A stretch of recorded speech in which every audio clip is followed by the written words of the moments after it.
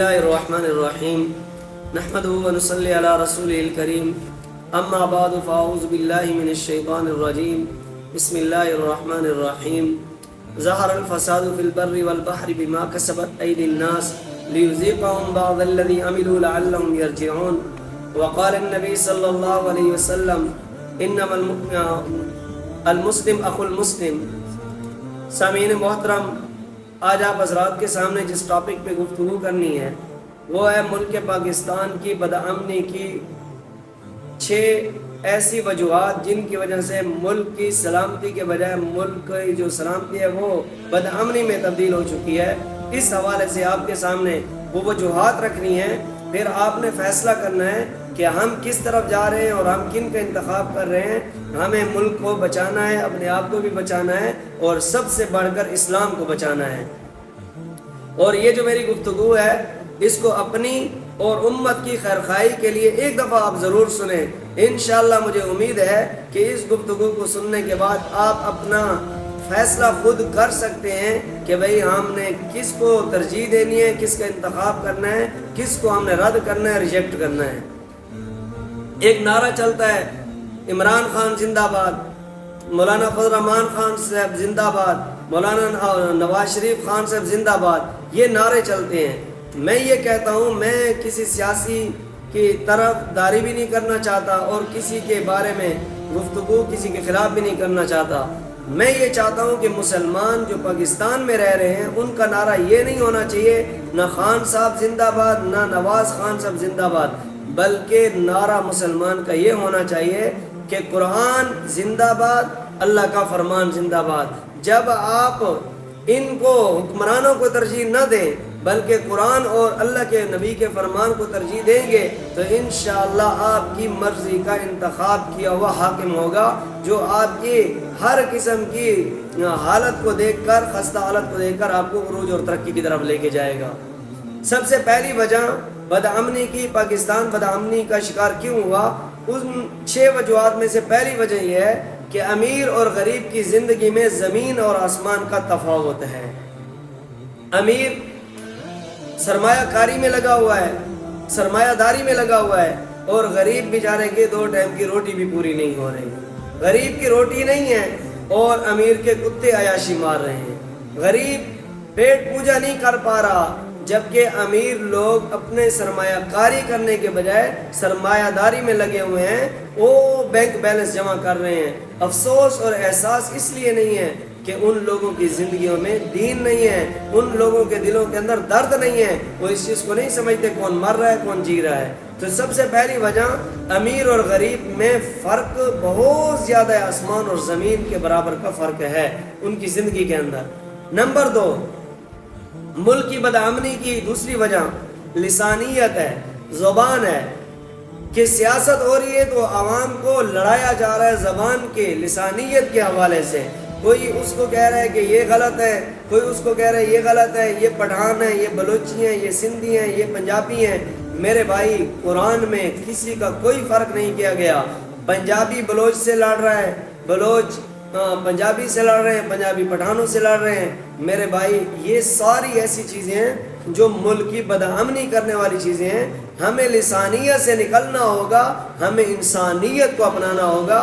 بھائی، پنجابی ہے انسان ہے، بلوچی ہے انسان ہے، پٹھان ہے انسان ہے. ایک کیٹیگری میں انسانیت کے اندر کھڑا کریں، لسانیت سے نکالیں گے تو انشاءاللہ ہمارے ملک میں امن قائم ہو سکتا ہے. تیسری وجہ ہمارے ملک کی بدامنی کی کہ قومیت ہے. اپنا جاہل بھی ہو تو عہدے پہ بٹھا دیتے ہیں، اور دوسروں کے اندر ٹیلنٹ بھی ہو، اس کے اندر قابلیت اور صلاحیت بھی ہو تو وہ بیچارے کا علم، اس کا ٹیلنٹ، اس کے اندر کی قابلیت صلاحیت ریڈیو میں بک رہی ہوتی ہے، ضائع ہو رہی ہوتی ہے. یہ ایک کیوں ہو رہا ہے؟ اس وجہ سے بھی یہاں بھی کنبہ، قبیلہ اور خاندان کو ترجیح دی جاتی ہے، حالانکہ یہاں انسان کی خیرخواہی کے لیے انسانیت کو ترجیح جاتی. جیسے کہ یورپین جو ممالک ہیں ان کے اندر پستول کا لائسنس لینا آسان ہے، ٹیچر کا لائسنس لینا مشکل ہے.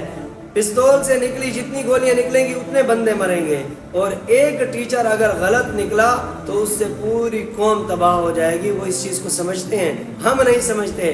آج سکول ہیں، ادارے ہیں، جتنے جہاں بھی دیکھ لیں، وہاں وہ لوگ کرسیوں پہ بیٹھے ہوئے ہیں جن کی اپنی تعلیم بھی کمزور ہے، جنہوں نے سرٹیفکیٹ پیسوں سے لے کر اپنی نوکریاں کی ہوئی ہیں۔ چوتھی وجہ ملک کی بدامنی کی منشیات کی لعنت ہے۔ منشیات سے دو نقصان ہو رہے ہیں پاکستان کو۔ ایک نقصان مال تباہ ہو رہا ہے، مال و دولت ضائع ہو رہی ہے، غلط چیزوں کی طرف جا رہی ہے، اور دوسرا ہمارا نوجوان طبقہ جو پاکستان کو سنوار سکتا تھا، جو پاکستان کو عروج پہ لے جا سکتا تھا، وہ منشیات کا شکار ہو چکا ہے۔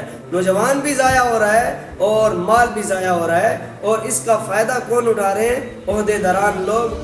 ہماری قوم کو سوچنا ہوگا کہ بھئی ہم جن کے لڑ پکڑے ہوئے ہیں وہ کس طرف جا رہے ہیں، اور وہ بھی ہمیں بربادی کی طرف لے کے جا رہے ہیں۔ تو پانچویں وجہ کہ جو ہمارے ملک میں حاکم کو چنا جاتا ہے، بادشاہ کو، وزیر اعظم کو چنا جاتا ہے، وہ حاکم کا چناؤ غلط ہوتا ہے۔ کس کو چنتے ہیں؟ یا تو اس بندے کو ہم حاکم چنتے ہیں جو مغرب کا ذہن رکھنے والا ہو، مغربی ماحول میں زندگی گزارنے والا ہوتا ہے، ہم اس کا انتخاب کرتے ہیں۔ ظاہری بات ہے جس کی ذہنیت مغربی ہوگی تو وہ ہمارے اوپر مغرب کے قانون لاگو کرے گا، وہ کبھی اسلام لاگو نہیں کر سکتا۔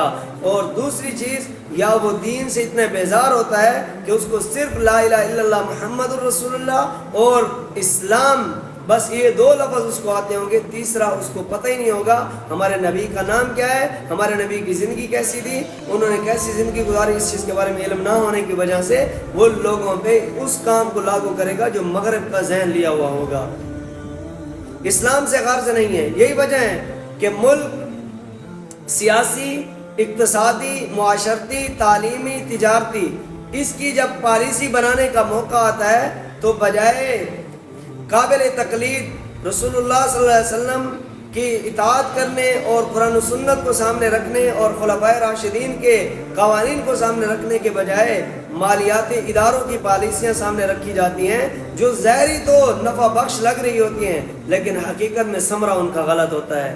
چھٹی اور آخری وجہ جو ہمارے ملک کی بدامنی ہے، اس کی سب سے بڑی وجہ جو ہے وہ ہے دین سے دوری۔ آج سے پہلے مسلمانوں کو کیوں ترقی دی، کیوں ترقی یافتہ تھے؟ اس لیے کہ وہ ان کے زندگی کے اندر اسلام تھا، وہ اسلام کو ترجیح دیتے تھے اور اسلام کے دم پہ وہ اللہ کے سامنے جھکنے والے تھے، لوگوں کے سامنے نہیں جھکتے تھے، غلامی برداشت نہیں کرتے تھے۔ افغانستان کو دیکھ لو، کتنے ممالک ہیں، ان کی مخالفت کی 42 سال جنگ ہوئی، لیکن وہاں پہ کیا ہوا؟ آج بھی امن ہے اور وہاں کے لوگ خوددار ہیں۔ اللہ کے نبی کا فرمان ہے کہ بادشاہوں کا دل اللہ کے ہاتھ میں ہوتا ہے۔ اللہ تعالیٰ اگر آپ کے اعمال اچھے اللہ کے پاس جائیں گے تو انشاءاللہ حاکم کا دل بھی اللہ تمہارے نیک کاموں کی طرف موڑے گا۔ اگر آپ کے اعمال غلط ہوں گے تو اللہ تعالیٰ بادشاہوں کے دل بھی سختی کی طرف موڑیں گے، پھر وہ آپ سے انتقام لیں گے۔ میں بات کو یہیں پہ اپنا ختم کرنا چاہتا ہوں کہ وہ معزز تھے زمانے میں مسلمہ ہو کر، وہ معزز تھے زمانے میں عامل قرآن ہو کر، آج ہم ذلیل و خوار ہوئے تارک قرآن ہو کر، آج ہم ذلیل و خوار ہوئے نبی کے فرمان تارک فرمان ہو کر۔ وما علینا الا البلاغ۔